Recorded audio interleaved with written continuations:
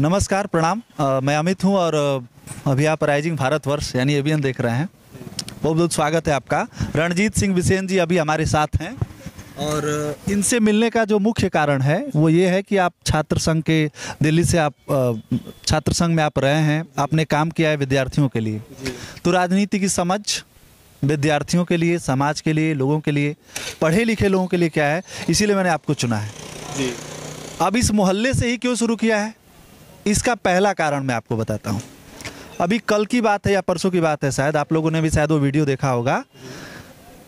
ये कौन सा वार्ड है अभी फिलहाल में? नंबर 18 है। 18 जी वार्ड। पहले कौन सा था? ये पहले 16 था। बिल्कुल यही वार्ड। अभी हम लोग यहीं पे हैं। थोड़ा सा मैं चाहूँगा प्रशांत जी से ये थोड़ा घुमा के दिखा दीजिए चारों तरफ। ये एक तिराहा है, चौक तो नहीं कहेंगे इसको, चौक मैंने 4 गो जहाँ रास्ता होके 3 गो रास्ता बा, तिराहा मतलब जी। ठीक है। तो अब यहाँ पे एक पोस्टर वायरल होता है, कोई मोहल्ला है, कोई गली है। जी जी, एक गली है। पोस्टर के बारे में आपको जानकारी है? कुछ जानकारी है मुझे, जानकारी है। ये लोगों ने मतदान का बहिष्कार करने का पोस्टर लगाया है अपने दरवाजे पर, और तो ये मामला इंदिरा नगर का है। तो ये तो बड़ा दुखद है ना, लोकतंत्र में, जब लोकतंत्र इंडियन डेमोक्रेसी वर्ल्ड का सबसे बड़ा डेमोक्रेसी हो और उसमें आप लोग मताधिकार की बात करते हैं, वोट देने की बात करते हैं, और पूरा का पूरा एक मोहल्ला ही जब कहने लगे कि हम बहिष्कार करेंगे, तो आप लोग के लिए तो भाई शर्म की बात है, मुझे लगता है होनी ही चाहिए। जी बिल्कुल शर्म की बात है। और आपने कहा कि पूरा मोहल्ला कहने लगे, ऐसी कोई बात नहीं है। वो एक गली की बात है, एक सड़क है, वहाँ के कुछ लोगों ने, मतदाताओं ने ऐसा लगाया है। वो हम लोगों के लिए चिंता का विषय भी है। मैं खुद भी उन लोगों के घर पर गया था, उनसे बात की है मैंने कि आखिर उन लोगों ने ऐसा क्यों किया है, क्यों लगाया है। उनकी कुछ जेन्युइन समस्याएं हैं, और वह समस्या ये है कि उनके दरवाजे पर पानी लग जाता है, नाली का पानी नहीं बहता है। हो सकता है कि इस चुनाव से पूर्व उन लोगों ने अपनी बात को सही तरीके से या उस स्तर तक नहीं पहुंचा पाए हो जहां से उनका निराकरण हो सके। मतलब ये तरीके में कमी है। हाँ, नेताओं में कमी नहीं आप मानेंगे। तो मतलब आपकी पार्टी है, भारतीय जनता पार्टी 10 साल से रह रही है। एक बात बताइए, आप जब उस मोहल्ले में जाएंगे तो उस सड़क को देखेंगे तो सड़क अच्छी है। अपनी समस्या को हो सकता है कि वो लोग न रख पाए हों, मैं ऐसा नहीं मानता है कि उन्हीं की गलती है, गलती हम लोगों की भी है कि हमने उनकी समस्या का समाधान इससे पूर्व नहीं किया है। ये बड़ा सही आपने कहा, जिम्मेदारी लेना चाहिए नेताजी। जिम्मेदारी लेना चाहिए। आप छात्र संघ से रहे हैं तो इसीलिए मुझसे आप अपेक्षा तो यही है कि आप ये बोलें। देखिए, जिम्मेदारी से नहीं भाग सकता, ठीक है। तो मैं वहाँ पर गया था, उन लोगों से मैंने बात भी की, तो वो लोग कह रहे थे कि बाबू हम नहीं दे, हम ऐसे करेंगे। मैंने उनसे कहा कि ठीक है, अगर आपकी समस्या का समाधान हो जाता है, ठीक है, और हो सकता है कि इस चुनाव के बीच में ही समाधान हो जाए आपकी समस्या का, तो क्या आप सभी लोग हमारे साथ रहेंगे, हमारी पार्टी के साथ रहेंगे, मतदान करेंगे? तो उन लोगों का कहना है कि ठीक है, हमारी समस्या का समाधान होगा तो हम लोग वोट जरूर देंगे। तो मैंने उन लोगों की बात को ऊपर तक पहुंचा दिया है, और सिर्फ नेतृत्व तक पहुंचा दिया है अपने, और ऊपर से मुझे भी आश्वासन मिला है कि हम लोग कभी भी ऐसा नुकसान नहीं होने देंगे जहाँ पर हमारे खुद के वोटर हैं, वो सभी लोग भारतीय जनता पार्टी के वोटर हैं। तो मतलब भारतीय जनता पार्टी के जो सपोर्टर हैं, जो वोटर हैं, वो यही तो कह रहे हैं कि मजबूरी में हम चुन रहे हैं। ऐसा कुछ मजबूरी क्यों आप लोग बनते जा रहे हैं? जैसे भारतीय जनता पार्टी जो कह के आई थी, मैं सभी चुनाव की बात कर रहा हूँ, सभी चुनाव की आप ध्यान नज़र दौड़ा लीजिएगा, चाहे वो विधानसभा हो, चाहे उपचुनाव हो, चाहे राज्य का हो, चाहे कहीं का भी। तो लोग ये कह रहे हैं, जो आप ही के वोटर हैं, आपके वोटर मतलब जिन, मैं जातियों की बात नहीं करूँगा, तो वो लोग यही कह रहे हैं कि मजबूरी अब हो गई हम लोग की भाजपा, कोई और विकल्प है नहीं। ऐसा क्यों है कि आप लोग मजबूरी बनते जा रहे हैं? भाई एक बात आपको बताता हूं मैं, ठीक है, ऐसा सुनने में आपको आ रहा है कि मजबूरी हो गए हैं, लेकिन क्या उन 100 लोगों में 100 लोग ऐसा कह रहे हैं कि मजबूरी हो गए? नहीं। विकल्प आखिर क्यों नहीं है? क्योंकि हम सबसे बेहतर हैं, हम सबसे अच्छा काम कर रहे हैं। मजबूरी नहीं है, विकल्प अगर सिर्फ हम हैं तो क्यों है? क्योंकि हम सबसे बेहतर हैं, हमारे पास अच्छे लोग हैं, अच्छे काम करने वाले नेता हैं, तो इसलिए हम लोग विकल्प में। जहाँ पेड़ ना रुख हो जाए रणीय प्रधान होला। अगर कोनो अच्छा नहीं खे तो मैं आप लोग कुछ कह देता, नहीं तो जनता आपके सपोर्ट करबे करे। हम तो प्रयास कर रहे हैं कि सभी लोग अच्छे हो जाएं।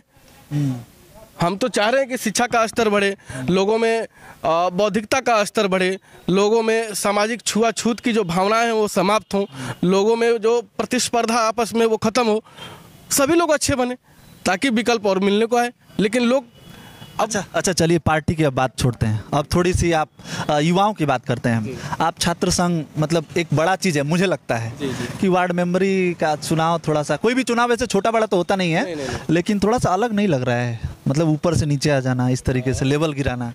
देखिए, ये लेवल गिरने वाले विषय कह रहे थे, कुछ लोग ऐसा कह सकते हैं, लेकिन देखिए मैं सही बात है, मैं दिल्ली विश्वविद्यालय में पढ़ा, वहाँ छात्र राजनीति करता था, वहाँ विद्यार्थी परिषद से जुड़ा रहा। उसके बाद मेरी इच्छा हुई कि एक्टिव पॉलिटिक्स में जाना है। तो केवल छात्र राजनीति करके हम पॉलिटिक्स में तो जा नहीं सकते। एक्टिव पॉलिटिक्स में जाने के लिए मैंने, जो मेरा विचार परिवार था भारतीय जनता पार्टी, उसमें युवा मोर्चा में को मैंने ज्वाइन किया और अभी इस देवरिया ज़िले में आ गया, क्योंकि मेरा यह क्षेत्र है, मैं यहाँ से पैदा हुआ हूँ। मेरी कर्मभूमि भले दिल्ली रही है, जन्मभूमि ये रहा है। तो मेरी इच्छा ये थी कि अगर राजनीतिक सेवा के भाव से मैं जा रहा हूँ तो सबसे पहले अपने लोगों के बीच रहकर मैं सेवा करूँगा। छोटे स्तर पे शुरू करें जी, छोटे स्तर तो देखिए, देवरिया को मैंने कभी छोटा माना ही नहीं। लेवल कह रहा हूँ, लेवल। ठीक है, इसको पिरामिड में छोटी छोटी चीजें होती है, फिर वो बड़े स्तर पे जाता है। स्तर मतलब मैंने गलत सेंस में आप इसको मत लीजिए।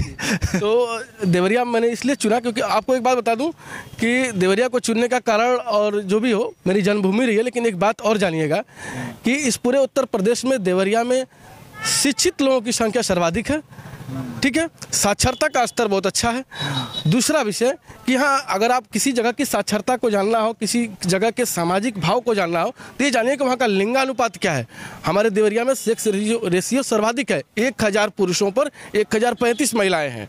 अरे भाई, ये तो नहीं मुझे पता था। ठीक है, तो यहाँ के लोगों का बौद्धिक स्तर अच्छा है, इसलिए ऐसा हुआ है। नहीं तो यहाँ भी लोग महिलाओं को नहीं मानते, हमने वो सम्मान दिया है, इसलिए मैंने देवरिया को चुना। और छोटा चुनाव इसलिए चुना गया है कि अभी मैं अपनी पार्टी का एक छोटा सा कार्यकर्ता हूँ और राजनीति में उतर रहा हूँ, चुनाव लड़ना चाह रहा हूँ, तो छोटे चुनाव से ही शुरू किया जाए। क्योंकि छोटे चुनाव से क्या होता है ना कि लोगों से आप डायरेक्ट जुड़ते हैं।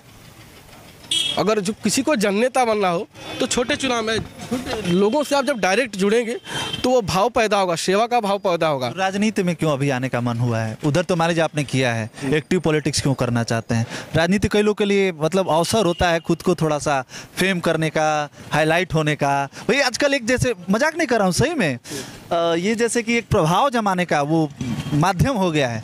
जैसे अधिकांश लोग के लिए माइक पकड़ लेना, पत्रकारिता करना एक धौंस जमाने जैसा है। हम पत्रकार हैं तो हम लोग का ऐसा नहीं होता है। आपका भी ऐसा है क्या? कोई एकदम दबा के रखेंगे? नहीं, ऐसा कुछ नहीं है दबा के। जैसे नेताओं में होता नहीं है एकदम, जैसे जलवा कायम रहे, इसका जलवा कायम है। मैं तो बहुत साधारण तरीके से रहता हूँ।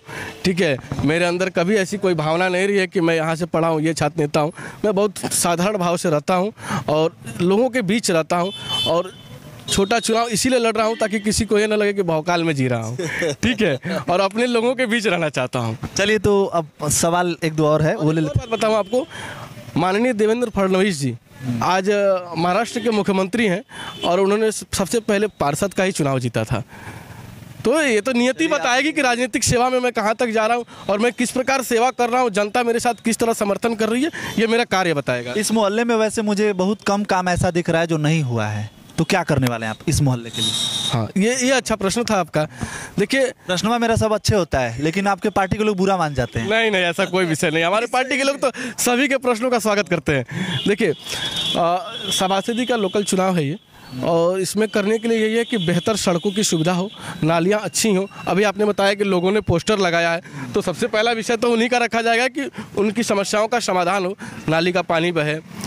क्वालिटी सही नहीं है सड़कों की, भले ही वो बनी है लेकिन क्वालिटी बहुत घटिया है। तो मेरे जैसा जब अच्छा नेता आएगा तो उसको बेहतर करने का प्रयास करेगा, उसको और अच्छा बनाने का प्रयास करेगा। साफ सफाई अच्छी हो, महामारी बीमारियां ना फैलें लोगों में। जो भी यहाँ पर, एक तो जैसे हमारा जो शहर है, अभी इस बीच में चोरी ज़्यादा बढ़ रही थी। ठीक है, तो इसके लिए यहाँ पर सुरक्षा का जो इंतज़ाम है वो करना मेरा पहला लक्ष्य है कि यहाँ ऐसा कुछ इंतजाम किया जाए जिससे टीवी वगैरह, काफ़ी टीवी वगैरह इंस्टॉल कराया जाए, एक पुलिस चौकी का निर्माण कराया जाएगा। ये मैंने सोचा है, ये मेरा भाव है। काफ़ी रिच एरिया हमको लग रहा है ये वाला जो अभी हम लोग जहाँ पर खड़े हैं ये भुजौली कॉलोनी है। ठीक है, और इसमें आपको बताऊं कि 100% लोग शिक्षित लोग हैं और सभी लोग, मुझे लगता है कि अमूमन सभी लोग पोस्ट ग्रेजुएट होंगे ही, और अच्छे परिवार के लोग भी रहते हैं और सभी लोग काफ़ी अच्छे लोग हैं। चलिए, चुनाव के लिए आपको ढेर सारी शुभकामनाएं। जनता ही जनार्दन है, हमारे लिए भी और आपके लिए भी और लोकतंत्र के लिए भी। और मैं बताऊं कि इस बार के चुनाव में, नगर पालिका चुनाव में हम लोग 100% सीटों पर जीत दर्ज कर रहे हैं। और ये तो आपका पता नहीं विश्वास है कि आत्मविश्वास है, मैं ये नहीं कहूँगा। क्यों मैं दे रहा हूँ, कन्फर्म क्लियर कर दे रहा हूँ, इस मोहल्ले को छोड़ के किसी भी मोहल्ले की आप कम से कम 3 सड़कें बताइए जो सही हो। आप खुद जाके कर लीजिएगा, जनता भी कमेंट में ये बताए कि उनके किस मोहल्ले मैं बता रहा हूँ, जनता अगर सुन रही है तो मैं बता रहा हूँ।